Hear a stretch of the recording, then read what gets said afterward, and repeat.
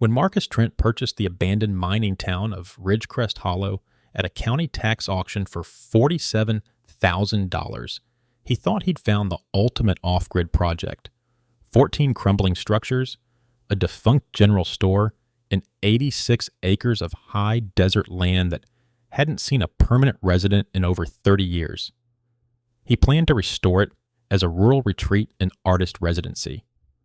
What he didn't plan for was the Sagebrush Summit HOA rolling in 6 weeks later with a 94-page covenant document claiming his entire town fell within their jurisdiction. Act 1. Marcus begins cleanup, clearing debris, stabilizing the old church, running solar panels. Then a white SUV appears. HOA President Donna Kessler and her board of 5 inform Marcus that Ridgecrest Hollow was annexed into the Sagebrush Summit Community Master Plan back in 2016 when a developer briefly optioned the surrounding land. That developer went bankrupt.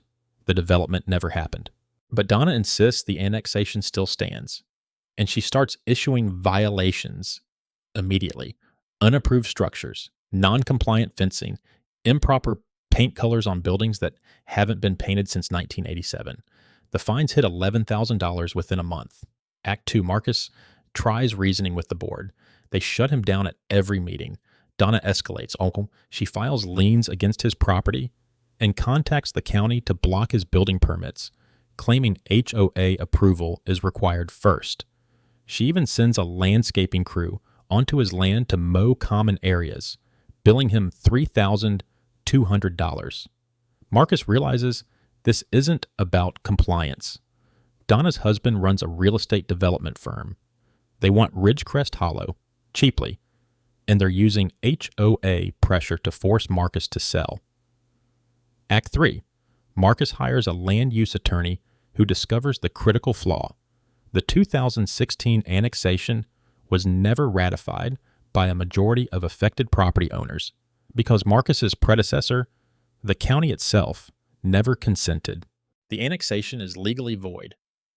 But Marcus doesn't stop there. He digs into Sagebrush Summit's own filings and discovers Donna has been funneling HOA funds into her husband's company through inflated maintenance contracts for years, over $340,000 in fraudulent billing.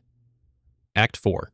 Marcus presents his findings at a packed emergency homeowner meeting he petitioned for, bringing the attorney, a forensic accountant, and receipts.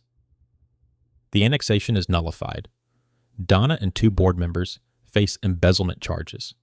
The liens are dissolved, and Marcus countersues for damages, harassment, and trespass, settling for $185,000.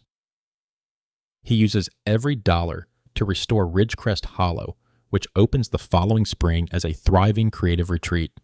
The old general store becomes a coffee shop.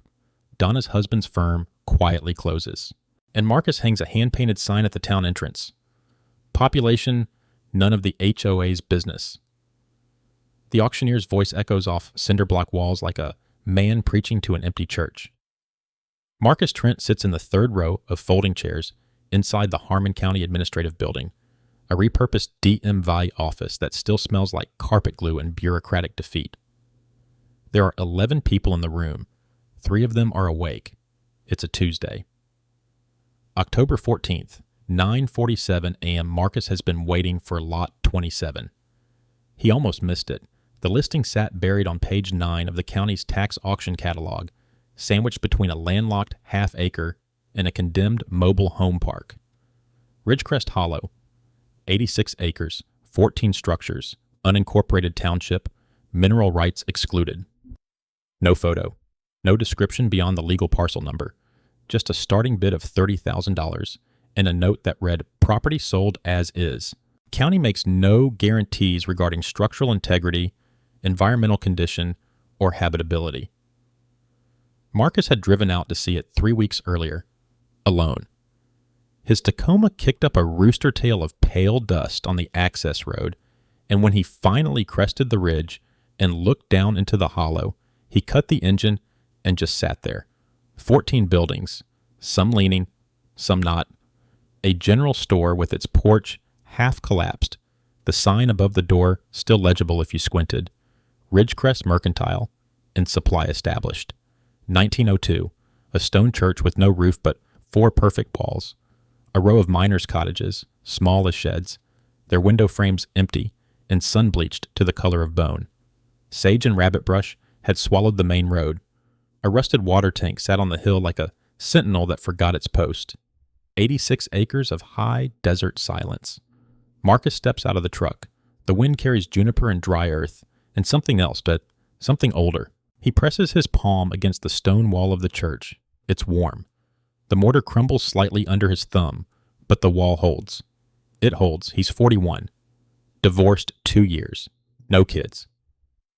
12 years as a structural engineer for a firm in Albuquerque that designs strip malls and medical offices. The kind of buildings nobody photographs on purpose. He's good at his job. He's tired of his job.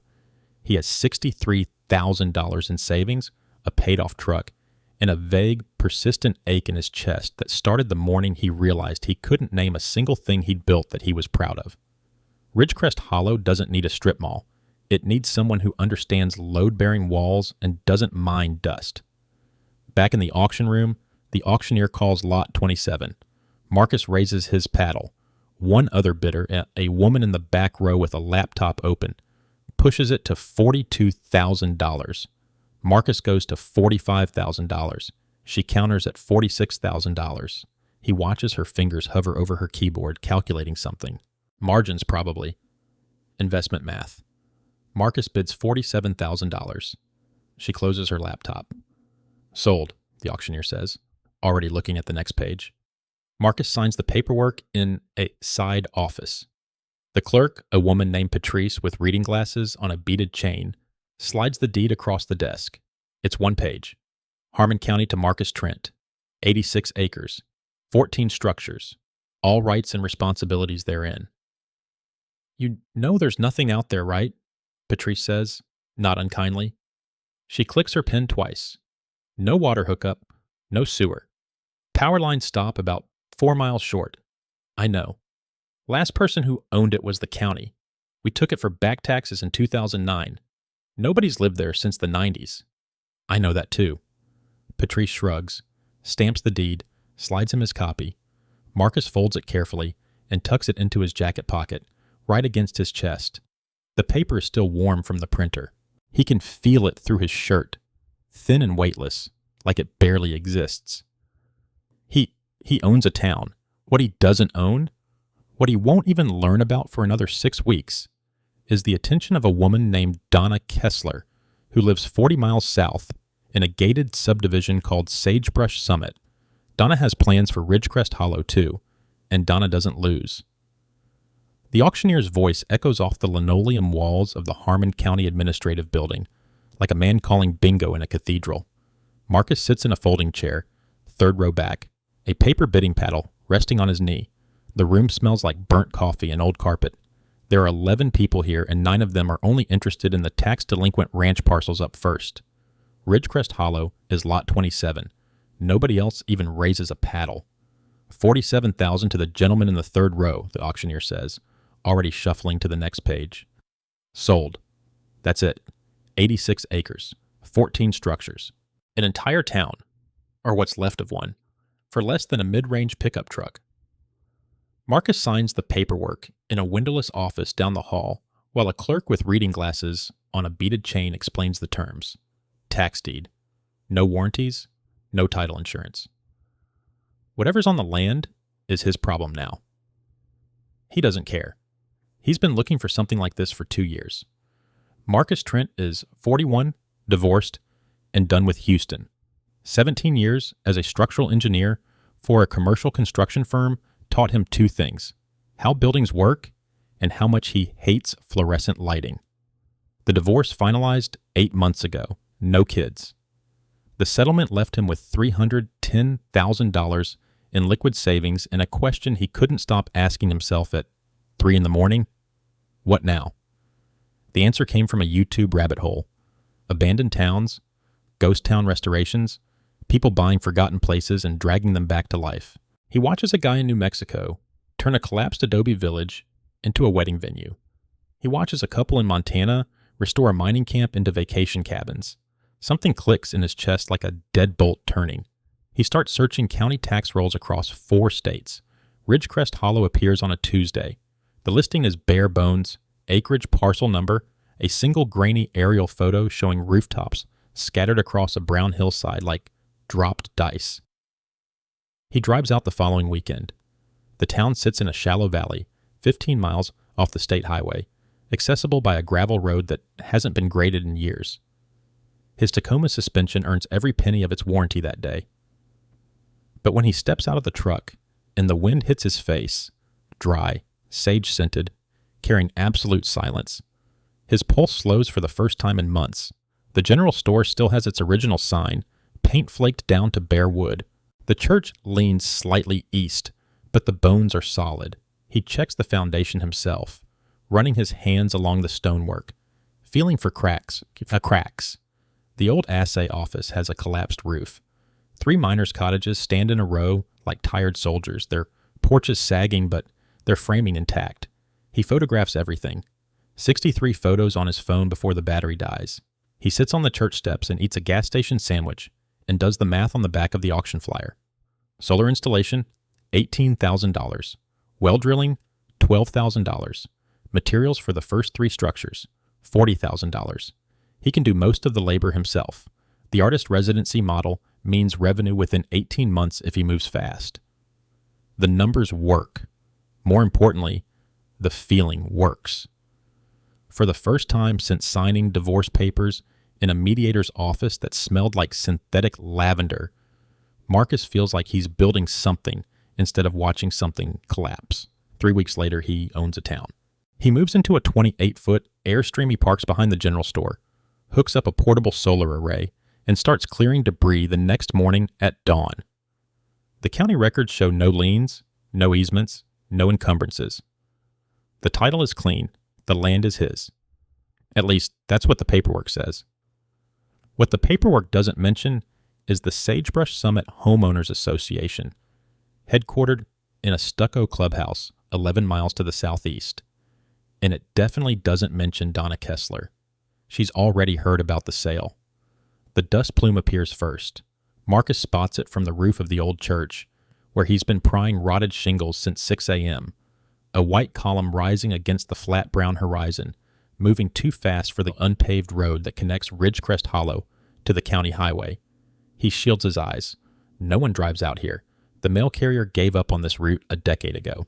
He climbs down the ladder, wipes his palms on his jeans, and watches the vehicle materialize through the heat shimmer.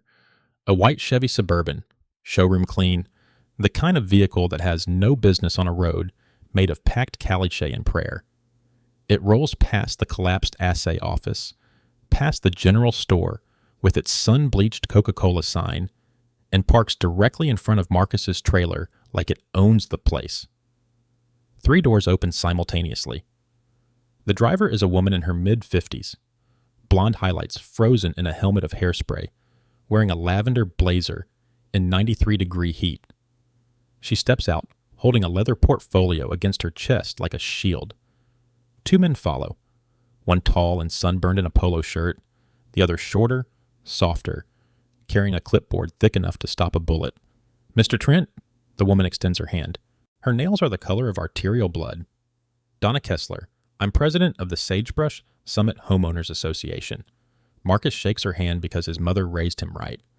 Her grip is firm and brief, a handshake designed to establish authority, not warmth. "I didn't realize there was an HOA out here," he says. "Well," Donna smiles. It doesn't reach her eyes. "That's exactly why we're here." The tall man is introduced as Vice President Greg Halloran. The clipboard carrier is Treasurer Phil Mumford. They stand in a loose semicircle around Marcus, like they're staging an intervention.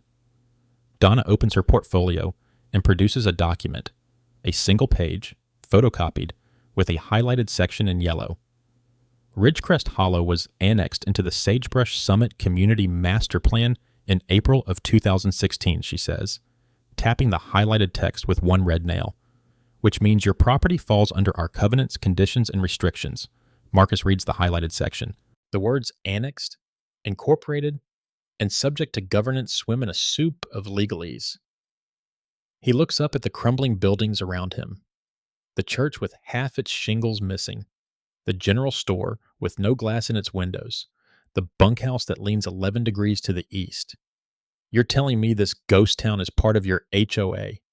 It's part of our jurisdiction, yes. Phil Mumford scribbles something on his clipboard. He hasn't made eye contact once. I've already noted several violations, Donna continues, her tone shifting into something rehearsed, almost cheerful. The structures are non-compliant with Section 4.2, Exterior Maintenance Standards. Your fencing along the eastern perimeter doesn't meet height or material requirements.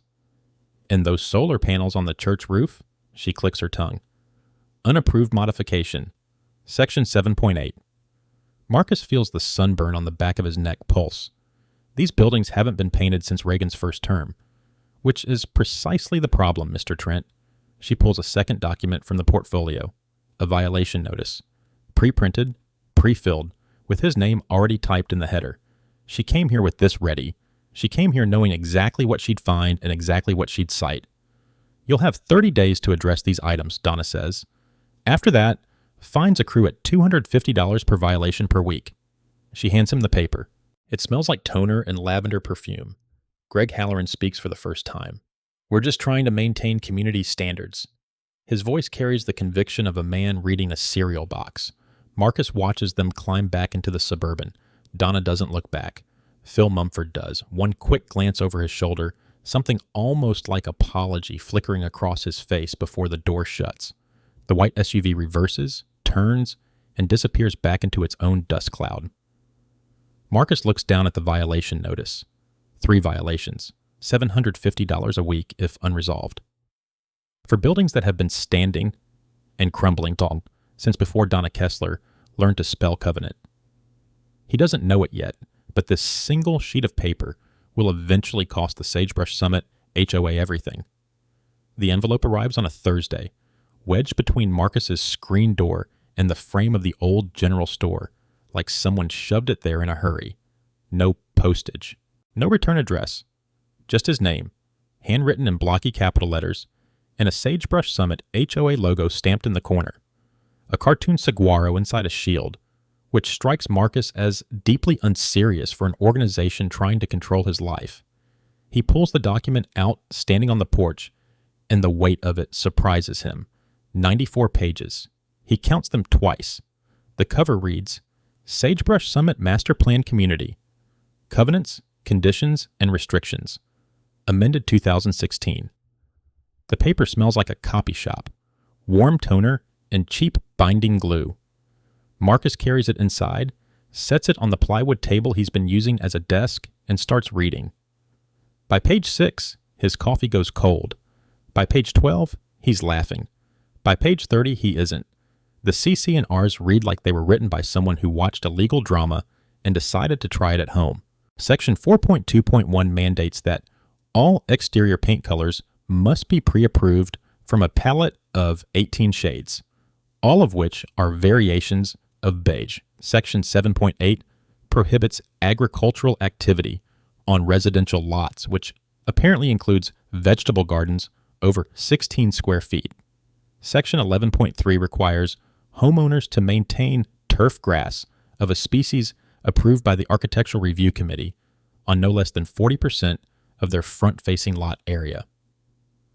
Marcus looks out the window at 86 acres of high desert, scrub, juniper, and red dirt. Turf grass. Out here. But the section that makes his jaw tighten is 15.1, the annexation clause. It states that any parcel within the geographic boundaries of the Sagebrush Summit Master Plan, as recorded with Harmon County, shall be subject to these covenants upon transfer of title. The language is broad, deliberately broad. It doesn't mention consent. It doesn't mention notification. It simply declares jurisdiction like a flag planted in someone else's soil. He flips to the appendix.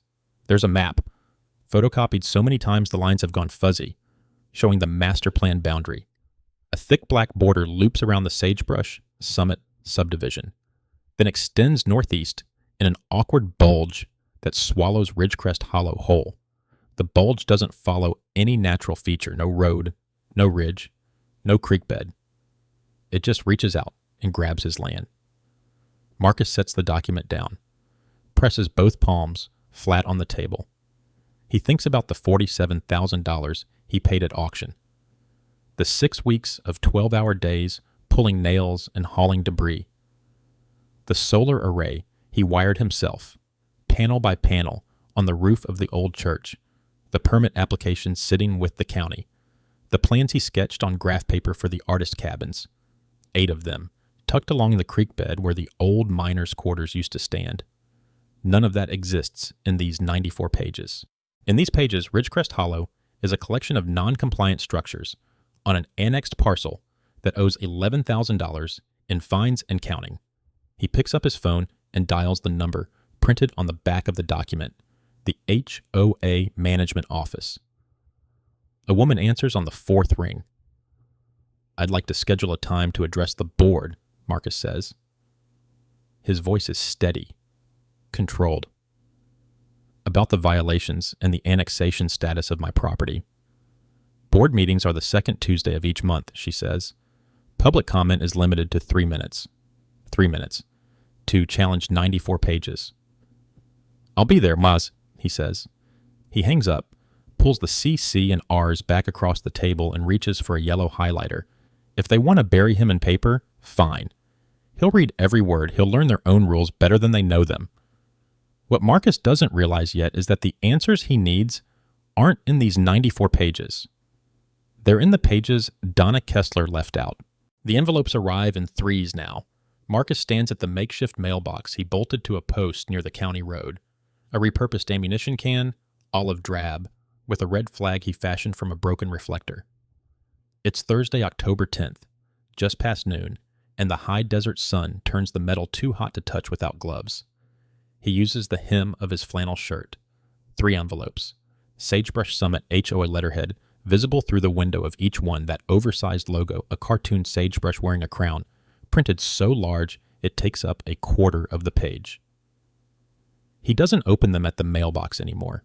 He walks them back to the general store where he's set up a folding table and a camp chair, and he lays them out like a card dealer. In envelope 1, Notice of Violation, Section 4.12B, Exterior Surface Standards, the old church, specifically the peeling whitewash on the north-facing wall. The notice demands Marcus repaint the structure in one of 17 pre-approved colors listed in Appendix D of the covenant. He flips to the attached appendix. The options include desert linen, sandstone whisper, and something called coyote blush. The church hasn't been painted since the Reagan administration. Marcus has been stabilizing the foundation. Paint is not the priority when the south wall leans 6 degrees off plumb. Envelope 2. Notice of Violation, Section 7.3. A. Unapproved accessory structures. His solar panel array, 8 panels, ground-mounted on a simple rack he welded from salvaged angle iron, positioned on the south slope behind the general store. The notice states all energy installations require prior architectural review and a $250 application fee. Marcus looks at the panels through the store's broken window. They're the only reason he has light after sundown. Envelope 3. Notice of Violation, Section 9.1, C. Prohibited accumulation of materials. This one targets the lumber stack beside the old assay office, pressure-treated 4x4s, and reclaimed barnwood he's been collecting for the boardwalk project. The notice calls it debris. The fine schedule attached to this one is new. First offense, $150. Second offense, $300. Third and subsequent, $500 per day. Marcus sets the papers down. His jaw works side to side, a habit his ex-wife used to call his grinding gear. He pulls out his phone and scrolls to the calculator app. In the 5 weeks since Donna Kessler's first visit, the Sagebrush Summit HOA has issued 11 violation notices against Ridgecrest Hollow. The accumulated fines now total $11,400 for a ghost town on land that hasn't had a utility bill, a paved road, or a functioning toilet in 3 decades. He photographs each notice, front and back, lays them on the table in chronological order, and photographs the full spread. The camera shutter sound echoes off the store's tin ceiling, and something about that small mechanical click steadies him. Documentation. Evidence. He doesn't know exactly what for yet, but some instinct, the same one that told him to buy this place, says keep everything. Outside, the wind picks up. It carries the smell of creosote bush and hot dust, a scent he's grown to love over these weeks of solitary work. But today it mixes with something else, diesel exhaust. He steps onto the store's sagging porch and squints toward the access road. A landscaping truck idles at the edge of his property, green and white. Summit Grounds Management stenciled on the door. 2 men in matching polos climb out, unload a commercial mower from the trailer, and start walking, not toward the road shoulder, not toward the Sagebrush Summit common areas half a mile east, but directly onto Marcus's land. He doesn't know it yet, but that mower is about to cut a $185,000 path straight through Donna Kessler's career. The Sagebrush Summit Community Center smells like burnt coffee and carpet cleaner. Marcus signs his name on the attendance sheet at 6:58 p.m. on a Thursday, 2 minutes before the monthly board meeting begins, and notices his hand leaves a faint smudge of desert dust on the clipboard. He hasn't had time to shower. He's been stabilizing the old church's east wall since dawn. 14 residents sit in folding chairs arranged in neat rows.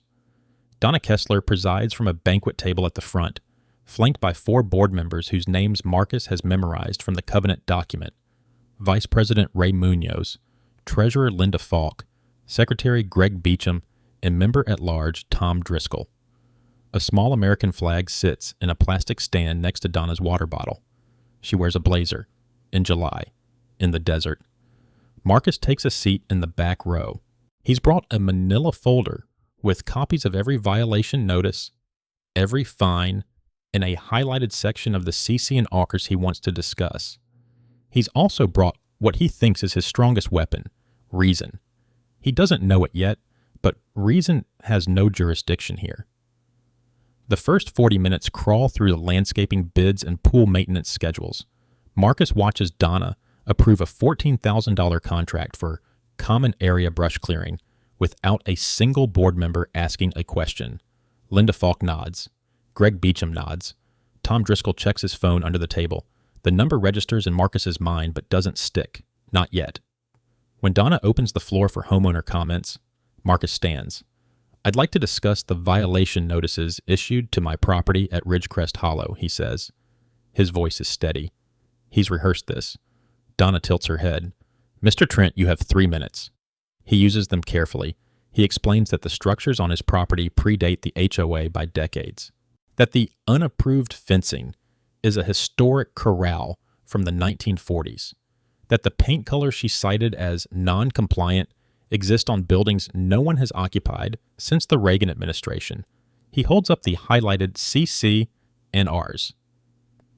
Section 4.2 states that architectural review applies to new construction and modifications, he says. Nothing on my property has been modified. These buildings are original. Your own covenant doesn't cover them. Silence. A woman in the second row turns to look at him. Ray Munoz shifts in his seat. Donna doesn't blink. The board has reviewed your property and determined it falls within our jurisdiction, she says. The violations stand. Next comment? I'm not finished. Your 3 minutes are up, Mr. Trent. Then I'd like to formally request a hearing to appeal the fines, as outlined in Section 9.1 of your own bylaws. Donna glances at Greg Beecham. Greg flips through a binder, though Marcus suspects he isn't reading anything. We can schedule that, Greg says slowly. Probably 8 to 10 weeks out. 8 to 10 weeks, Marcus repeats, while fines keep accumulating. That's the process, Donna says. She smiles the way a bank teller smiles when declining a loan. Professional. Final. We appreciate your participation tonight. Marcus sits down. The folder feels heavier in his lap. Around him, the other residents stare at their shoes, their phones, the emergency exit sign glowing red above the side door. Nobody speaks on his behalf. He catches the eye of the woman in the second row. Mid-50s, silver earrings, expression caught somewhere between sympathy and fear. She looks away fast. The meeting adjourns at 8:11 p.m. Marcus walks to his truck in the parking lot, gravel crunching under his boots. The desert air has cooled to something almost pleasant, carrying the faint sweetness of sage. He sits behind the wheel for a long time. The manila folder rests on the passenger seat. Reason didn't work. Process is a trap. The board isn't listening because the board doesn't have to listen. Marcus pulls out his phone and searches. Land use attorney, high desert, Nevada. He's done talking to the brick wall. Time to go through it. The envelope from the county recorder's office arrives on a Thursday, tucked between a hardware store flyer and an electric bill. Marcus almost misses it. He's standing at the mailbox in town, his real mailbox, 22 miles from Ridgecrest Hollow, and the return address stops him cold. He tears it open in the parking lot of the Elko post office, engine still ticking in his truck. It's a lien notice, the Sagebrush Summit. Homeowners Association has filed a formal lien against his property for $14,600 in unpaid fines, assessments, and administrative processing fees. The document is dated 6 days ago. Nobody called, nobody emailed. The lien just appeared like a tumor on a clean scan. Marcus reads it twice, standing in 90-degree heat, the paper going damp under his thumbs. $14,600. For paint colors on buildings no one has painted in 37 years. For fencing that predates the HOA by half a century. For structures that were standing when Donna Kessler was in middle school. He sits on the tailgate of his F-250 and calls the county recorder's office directly. Yes, sir, it was filed last Tuesday, the clerk confirms. Her voice is neutral, bureaucratic. Standard process. The association submitted the required documentation, unpaid assessments, notice of default, board resolution authorizing the lien. Everything's in order on our end. Did anyone verify that my property is actually in their association? A pause. The sound of a keyboard. That's not something we adjudicate, sir. If there's a dispute over jurisdiction, that would need to go through the courts. Marcus hangs up. His hands smell like copper from gripping the truck bed. The lien does exactly what Donna intends it to do. It freezes everything. Marcus discovers this the following Monday when he drives to the county planning office to file for a building permit, a modest one, just structural reinforcement for the old church's south wall. The clerk pulls up his parcel number, frowns, and shakes her head. There's an encumbrance on this property, she says, tapping her screen. HOA lien, filed last week. We can't issue permits on encumbered parcels until the lien is resolved or released. The HOA doesn't have jurisdiction over my land. She gives him the same look the recorder's clerk gave him over the phone. Sympathetic. Powerless. I understand, sir, but the lien is on file. Until it's removed, my hands are tied. Marcus drives back to Ridgecrest Hollow in silence. No radio, no podcast. Just the hum of tires on cracked asphalt and the slow burn building behind his sternum. When he arrives, there's a new surprise waiting. A landscaping crew, 2 men in matching green polos, a riding mower on a flatbed trailer, is parked at the eastern edge of his property. One of them is already cutting a strip of wild grass along the old access road. The mower chews through sagebrush and sends up a cloud of dust that drifts across the general store's porch. Hey! Marcus jogs toward them. Hey, stop. This is private property. The older of the 2 men kills the engine. He pulls a folded work order from his back pocket and hands it over without a word. It's from Sagebrush Summit HOA, authorized by Donna Kessler. The work order describes routine maintenance of common areas within the Ridgecrest Hollow annexed zone. At the bottom, a billing line, $3,200, to be invoiced directly to the property owner. Marcus stares at the number.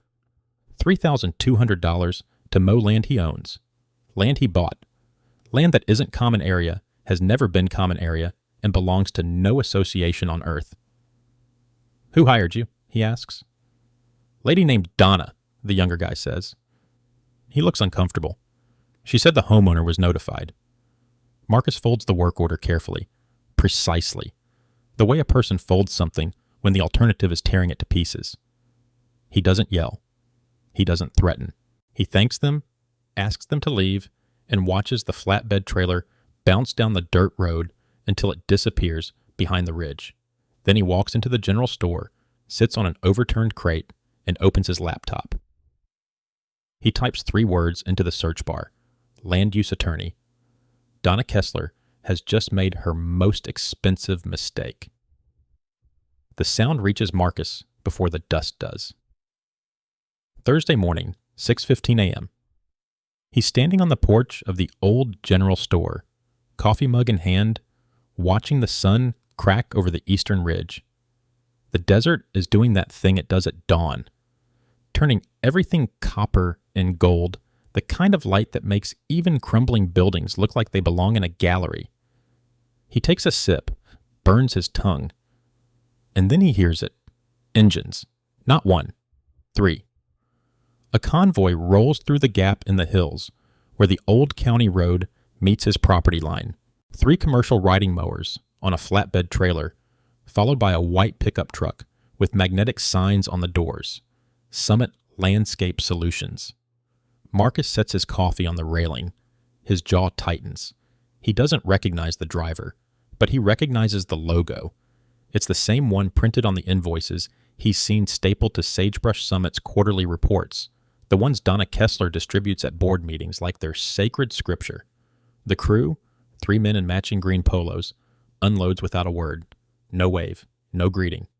They pull the mowers off the trailer and fire them up, and within 60 seconds, they're cutting a wide swath through the wild grass along the eastern boundary of Ridgecrest Hollow, Marcus's land. Hey! He's off the porch, boots crunching gravel. Hey, stop! The nearest driver doesn't hear him over the engine, or pretends not to. Marcus steps directly into his path, arms wide. The mower lurches to a halt. The driver kills the engine, pulls out an earbud. Can I help you? You're on my property. The driver, mid-20s, sunburned, clearly not the decision maker, glances at a clipboard wedged between his thigh and the seat. Work order says this is a common area. Sagebrush Summit HOA, lot designation C7 through C12. There is no C7 through C12. This is Ridgecrest Hollow. I own it. All of it. The driver shrugs. Not his problem. Ma'am who called it in said you might say that. Said to keep working. Marcus pulls out his phone. Photographs the work order. Photographs the mowers. Photographs the tire tracks already pressed into the soil where he'd been planning to plant native wildflower beds next month. His hands are steady, but something behind his ribs is vibrating. A low, constant hum that he's learning to recognize as the specific frequency of being deliberately provoked. He calls the sheriff's office. Deputy Ramirez arrives 40 minutes later, which in rural county time practically counts as lights and sirens. By then, the crew has mowed nearly 2 acres. The air smells like cut sagebrush and diesel exhaust, and the scent turns Marcus's stomach because it smells like theft, dressed up as maintenance. Ramirez talks to the crew, talks to Marcus, looks at the work order, looks at the property deed Marcus has started keeping in his truck's glove box like a weapon. They gotta stop, Ramirez says. Simple as that. The crew loads up, leaves. But the damage is done, not just to the land, but to the illusion that this is still a dispute about paint colors and fence heights. 3 days later, the invoice arrives, printed on Sagebrush Summit HOA letterhead, addressed to Marcus Trent, property owner, lot C7 through C12, landscape maintenance services rendered, $3,200, payment due within 30 days, late fee of 18% per month, $3,200. For mowing land they don't own, land they were told to leave, land they had no legal right to touch. Marcus sits at the desk in the old church, his office now, surrounded by restoration blueprints and permit applications, and stares at the invoice until the numbers blur. He opens his laptop, types a search he's never typed before. Land use attorney, rural property disputes, free consultation. He doesn't know it yet, but that search is going to cost Donna Kessler everything. The lien notice arrives on a Thursday, but Marcus doesn't open it until Friday morning. He's learned to let the envelope sit overnight, like defusing a bomb by ignoring it. Doesn't work, of course, but it buys him 8 hours of sleep he wouldn't get otherwise. He tears the seal standing at the kitchen counter of the old foreman's cottage, coffee going cold beside him. The document is 3 pages. Sagebrush Summit Homeowners Association versus Marcus Trent. Lien amount, $14,600. Property affected, all 86 acres, all 14 structures, the whole of Ridgecrest Hollow. His jaw tightens, his hand doesn't shake. Not anymore. That stopped around fine number 7. 14,000, he says to nobody. The number sits in the room like a third person. He sets the paper down, pours the cold coffee into the sink, and opens his laptop. He's done being reasonable. Reasonable got him a stack of violations and a landscaping bill for land he never asked anyone to mow. Reasonable got him shut down at 2 board meetings while Donna Kessler smiled like a woman who'd already won.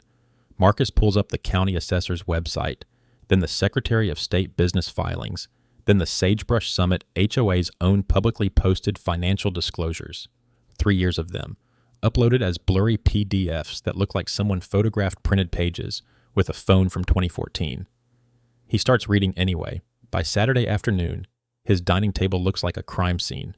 Printed spreadsheets, highlighted bank statements he'd requested through a formal records demand, one of the few rights the CC and RS actually grant homeowners, yellow sticky notes with names and dollar amounts, a legal pad with arrows connecting entities like a conspiracy board in a bad detective movie. Except this one makes sense. The pattern reveals itself slowly, the way a photograph develops in a dark room. Sagebrush Summit contracts its landscaping, snow removal, and common area maintenance to a company called High Desert Property Services, LLC. The invoices are consistent: $8,400 per quarter for landscaping, $6,200 for seasonal maintenance, $4,800 for administrative facility support, whatever that means. Marcus types the LLC into the state business registry. The registered agent is a name he doesn't recognize: Paul Kessler. He stares at the screen, reads it again: Paul Kessler, Donna's husband. There it is, Marcus whispers. He cross-references the HOA's annual budgets against the invoices. The numbers don't just seem high, they're absurd. Sagebrush Summit has 112 homes and roughly 40 acres of common space. The HOA is paying High Desert Property Services over $78,000 a year. For context, Marcus calls 2 commercial landscaping outfits in the county. One quotes him $22,000 annually for comparable acreage. The other says $26,000 tops. The overpayment isn't subtle. It's brazen. 3 years of filings show the same inflated contracts renewed without competitive bids, approved by a board that Donna chairs. The total overage, by Marcus's rough math, somewhere north of $340,000, funneled directly into her husband's company. His chest tightens, not from fear this time, but from the specific, electric clarity of knowing you found the thing they didn't want you to find. He photographs every page, saves every PDF to 3 separate drives, emails copies to himself and to a new address he creates just for this purpose: Sunday evening. The desert sky burns orange through the window of the foreman's cottage. Marcus sits on the porch with his legal pad, flipping through pages of notes, and dials the number on the business card he's kept in his wallet for 2 weeks. Whitfield Law, Land Use and Municipal Litigation, the voicemail says. Marcus waits for the beep. My name is Marcus Trent. I own a town called Ridgecrest Hollow. An HOA is claiming jurisdiction over my property through an annexation I believe is invalid. And I think I just found evidence their president has been embezzling 6 figures from her own homeowners. He pauses. The wind pushes dust across the porch boards. I'd like to set up a meeting. I'll bring everything. He hangs up. For the first time in months, his hands are perfectly still. The conference room smells like burnt coffee and old carpet. Marcus sits across from Elena Voss, a land use attorney operating out of a converted ranch house on the edge of Prescott, and watches her flip through the 94-page covenant document for the 3rd time. She hasn't spoken in 4 minutes. The clock on the wall ticks like a metronome counting down to something. Elena pulls her reading glasses off and sets them on the table. This annexation is garbage. Marcus blinks. Can you be more specific? Happily. She slides the document back toward him, one finger pinning down a paragraph on page 6. Arizona revised statutes require that any annexation of land into a homeowners association's jurisdiction, especially land not part of the original plat, must be ratified by a majority vote of affected property owners. Every single one. She taps the page. Who owned Ridgecrest Hollow in 2016? Marcus already knows the answer. He's been up since 4 a.m. pulling county records on his laptop. The blue glow, the only light in the old church. The county. It reverted to county ownership after the last private holder died in 2009. No heirs, no claims. Elena leans back in her chair. A smile creeps across her face. Not warm, not friendly. Professional. The kind of smile a surgeon gives before picking up the scalpel. The county never signed off on this annexation. I checked the recorder's office this morning before you got here. She opens a manila folder and fans 3 pages across the table. No consent form, no vote record, no resolution from the County Board of Supervisors. Nothing. The air in the room shifts. Marcus feels it in his chest, a loosening, like a belt unbuckled after a long drive. So the annexation is legally void, has been since the day Donna Kessler's board passed it. Elena picks up a red pen and draws a clean circle around Section 4.2 of the covenant. This section references the 2016 master plan expansion filed by Crestline Development Group. That's the developer who optioned the surrounding parcels, the one who went bankrupt. Correct. Crestline filed a preliminary plat that included Ridgecrest Hollow as part of a proposed 200-unit subdivision. The Sagebrush Summit HOA amended their governing documents to include the expanded territory, on paper. But Crestline never broke ground. The option lapsed. The plat was never recorded as final. Elena clicks the pen shut. And here's the part that matters. Even if the plat had been finalized, the county-owned parcel required separate governmental consent for inclusion. They didn't get it. They didn't even ask. Marcus stares at the circled paragraph. 94 pages, $11,000 in fine. Out. Liens on his property, a landscaping crew, trespassing on his land. All of it built on a foundation of nothing. Every violation, every fine, every lien, he says slowly, unenforceable. All of it. Elena pulls a yellow legal pad toward her and starts writing. But Marcus, I want to be clear. Getting this nullified isn't automatic. We need to file a declaratory judgment action. We petition the court to rule that the annexation was never valid. Donna's board will fight it. They'll delay, they'll posture, they'll claim procedural compliance. How long? If they don't settle, 4 to 6 months. If they're smart, they fold in 60 days. Marcus thinks about the lien sitting on his title like a bruise. He thinks about Donna's white SUV parked on his road, her clipboard, her smirk. He thinks about her husband's development firm and the $3,200 landscaping bill for mowing land that was never hers to touch. File it, he says. Elena nods. She's already writing.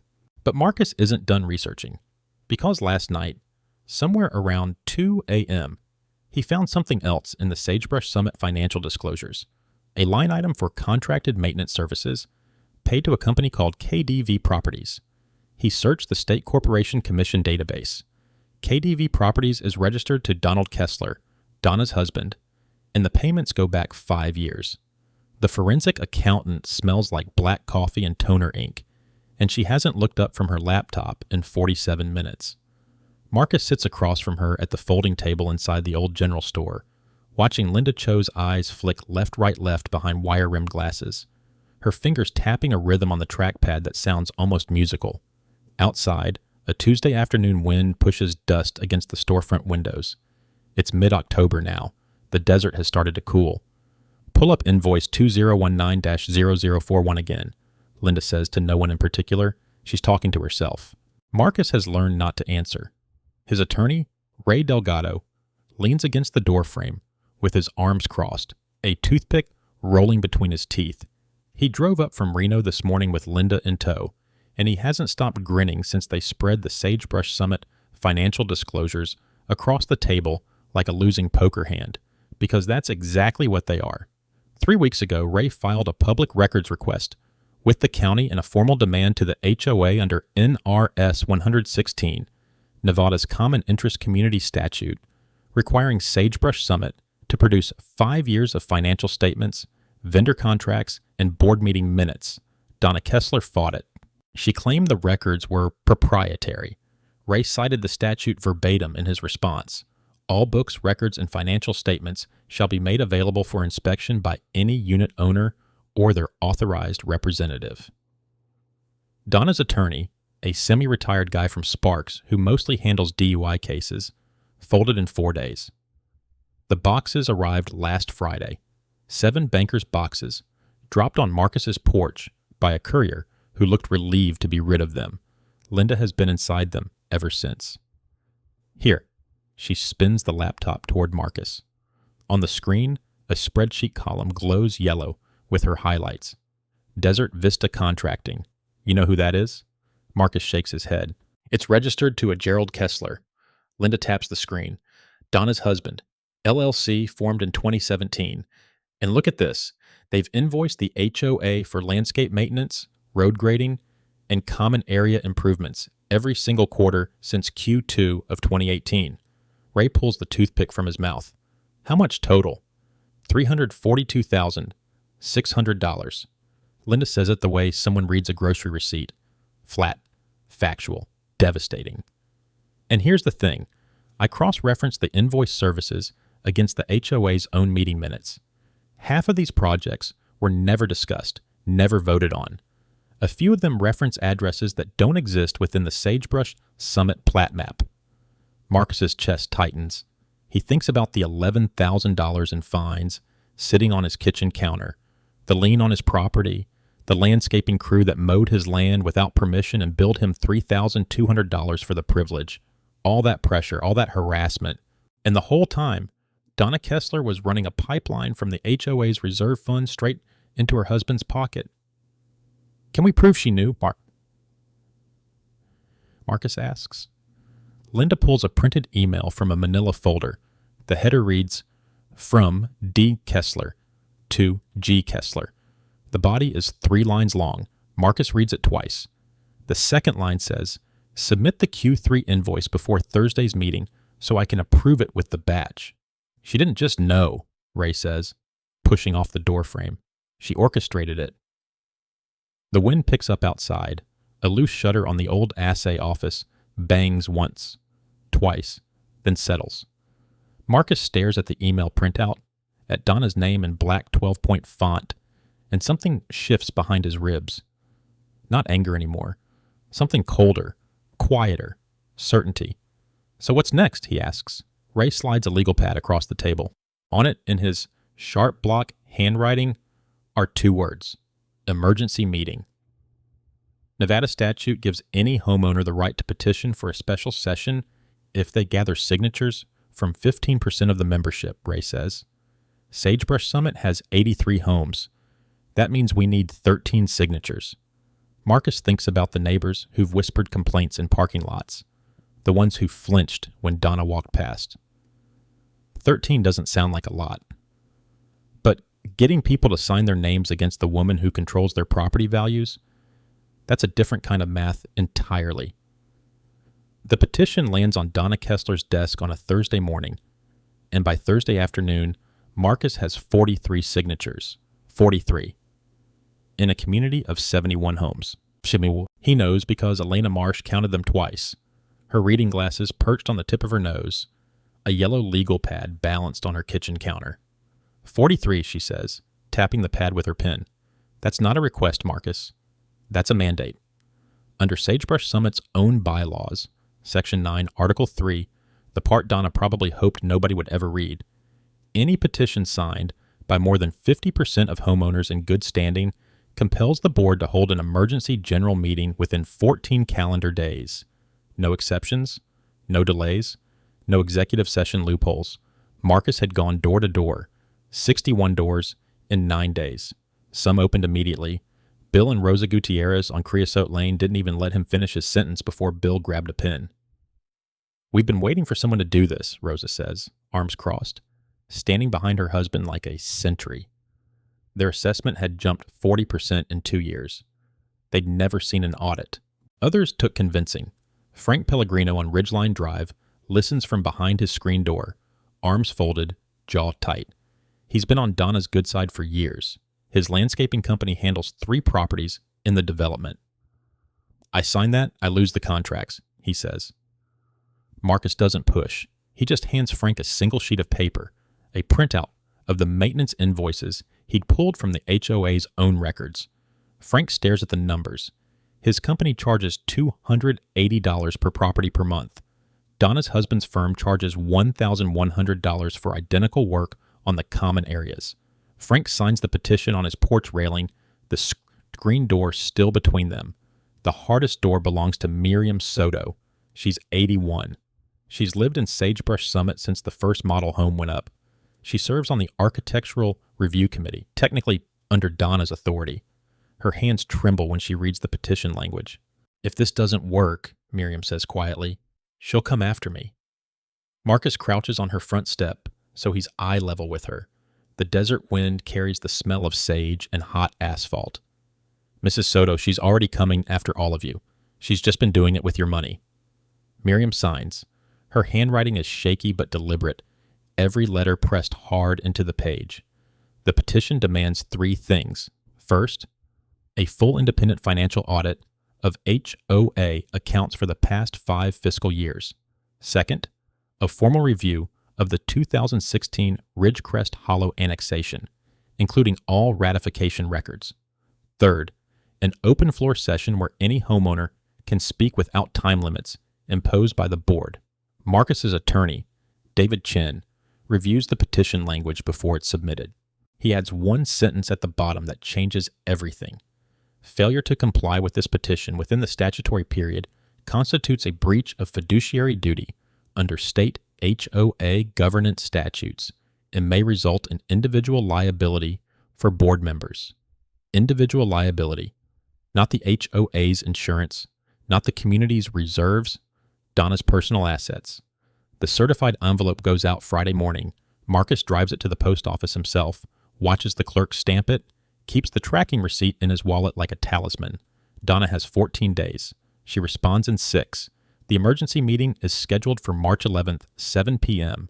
at the Sagebrush Summit Community Clubhouse, a beige stucco building with fluorescent lighting and folding chairs that smell like dust and old coffee.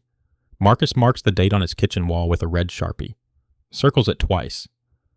He doesn't know yet that Donna is making calls of her own. To an attorney, to 2 board members, and to her husband. He doesn't know that she's already planning to turn the meeting into a trap. But Marcus has 43 signatures, a forensic accountant, and a box of documents that tells a $340,000 story. Donna should have read her own bylaws. The fluorescent lights in the Sagebrush Summit Community Center hum at a frequency that burrows into the back of Marcus's skull. It's Thursday evening, 7:02 p.m., and the room smells like burnt coffee and carpet cleaner. 112 folding chairs fill the space. 97 of them are occupied. Donna Kessler sits at the front table, flanked by her 2 remaining loyal board members, Gerald Pruitt and Kathy So. She's wearing a navy blazer with gold buttons like she's captaining a ship. She doesn't know it's already sinking. Marcus sits in the 3rd row. Rachel Nguyen is beside him, a manila folder thick enough to stop a bullet resting on her lap. Next to Rachel sits a man Donna has never seen before, Paul Ostrowski, forensic accountant, wire-rimmed glasses, the kind of calm that comes from having dismantled bigger frauds than this on a Tuesday. This is an emergency session, Donna begins, her voice clipped. Petitioned by a non-member property owner. I want it on record that I consider this proceeding irregular. Noted, Rachel says, standing. And I want it on record that under Section 4.7 of your own bylaws, any petition signed by 15% of dues-paying homeowners compels a general meeting. We have 23%. This proceeding isn't irregular, Ms. Kessler. It's overdue. A murmur rolls through the chairs. Marcus watches Donna's jaw tighten. Her fingers press flat against the table. Rachel doesn't waste time. She addresses the room directly, not the board. Smart. My name is Rachel Nguyen. I represent Marcus Trent, owner of the Ridgecrest Hollow parcel. Many of you know Mr. Trent as the man your board has been fining, leaning, and harassing for the past 7 months. She pauses. What you may not know is why. She opens the manila folder. The first document hits the projector screen behind Donna's head. The 2016 annexation filing. Rachel walks through it in plain language. The developer's option agreement, the bankruptcy, the missing ratification vote, the county's non-consent. This annexation, Rachel says, has the legal weight of a napkin sketch. Donna interrupts. Our attorney reviewed. Your attorney, Rachel says, is your husband's business partner, which brings me to the second matter. The room goes quiet. Not murmur quiet, morgue quiet. Paul Ostrowski stands. He speaks the way accountants do, flat, precise, devastating. Over the past 31 months, Sagebrush Summit HOA has paid $340,000 to Kessler Brandt Property Services for landscaping, road maintenance, and common area management. He clicks to a spreadsheet, rows and rows of payments. Kessler Brandt is owned by Dale Kessler, Donna Kessler's husband. Someone in the back row whispers something sharp. These contracts were never competitively bid, Paul continues. Invoices reference work on parcels the HOA doesn't manage, including Ridgecrest Hollow. One invoice bills $8,400 for grading and debris removal on a date when satellite imagery shows zero activity on the site. He clicks again. The satellite photo fills the screen. Empty land. Undisturbed dirt. $8,400 for nothing. Donna's face drains. Not red, not flushed. White. The blood just leaves. Those are operational expenses, she manages. Approved by the board. Approved by you, Gerald Pruitt says quietly from 2 seats away. He's staring at the spreadsheet like he's reading his own obituary. You told us these were standard contracts? Kathy So pushes her chair back from the table. 6 inches. But everyone sees it. Marcus watches Donna's hands. They're not flat on the table anymore. They're gripping the edge, knuckles bone white. The gold buttons on her blazer catch the fluorescent light, and for a moment she looks like a decorated officer at a court-martial.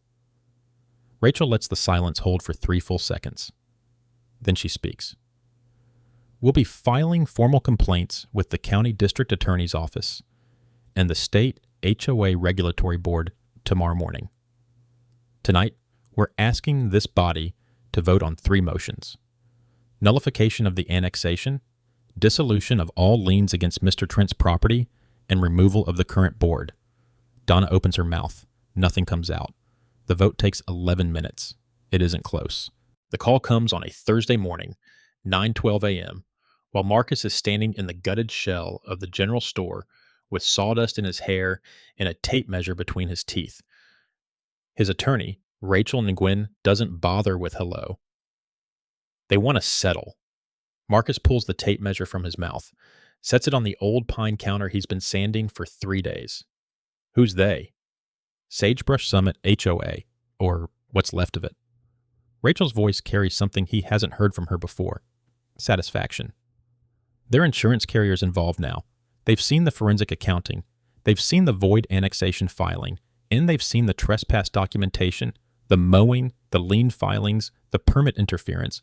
Their exposure is enormous, Marcus. They know it. He leans against the counter. The wood is warm from the morning sun cutting through the store's east-facing windows. The ones he reglazed himself last month with glass salvaged from the old assay office. Outside, a scrub jay screams from the roof of the church. How much? They're opening at $120. I told them we're not interested in anything under $200. Marcus closes his eyes. Thinks about the $47,000 cashier's check he handed over at the county auction. Thinks about the $11,000 in fabricated fines. The $3,200 landscaping bill for mowing land that wasn't theirs. The 4 months of blocked building permits. The sleepless nights staring at lien documents, wondering if he'd made the worst financial decision of his life. What do you think we'll land on?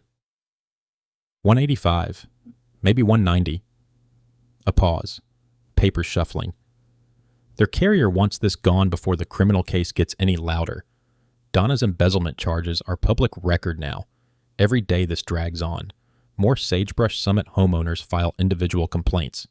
The carrier's bleeding. He doesn't feel triumph. Not exactly.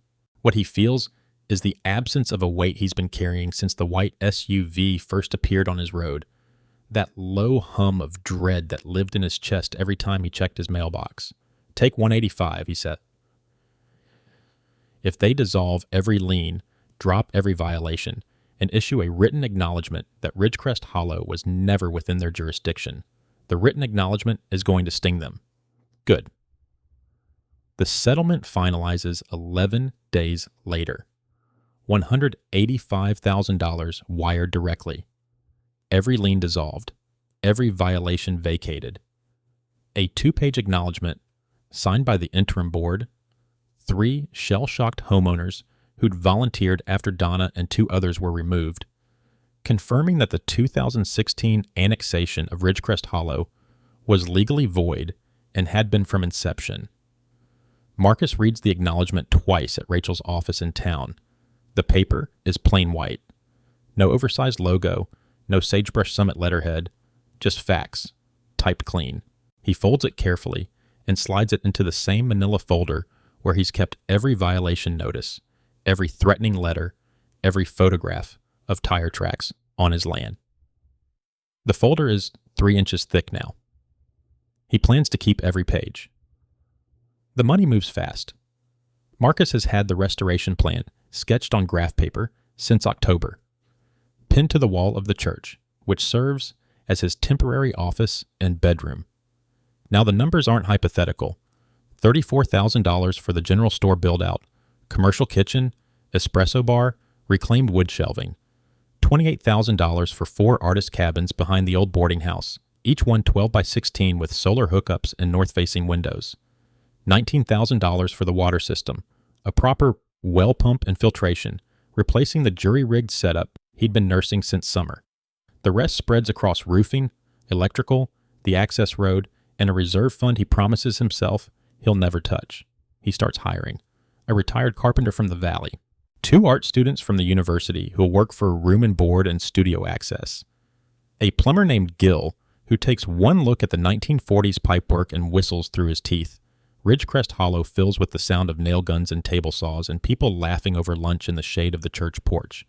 Marcus hasn't checked his mailbox with dread in weeks, but he hasn't hung the sign yet, the one he's been painting in the back room of the general store, letter by careful letter.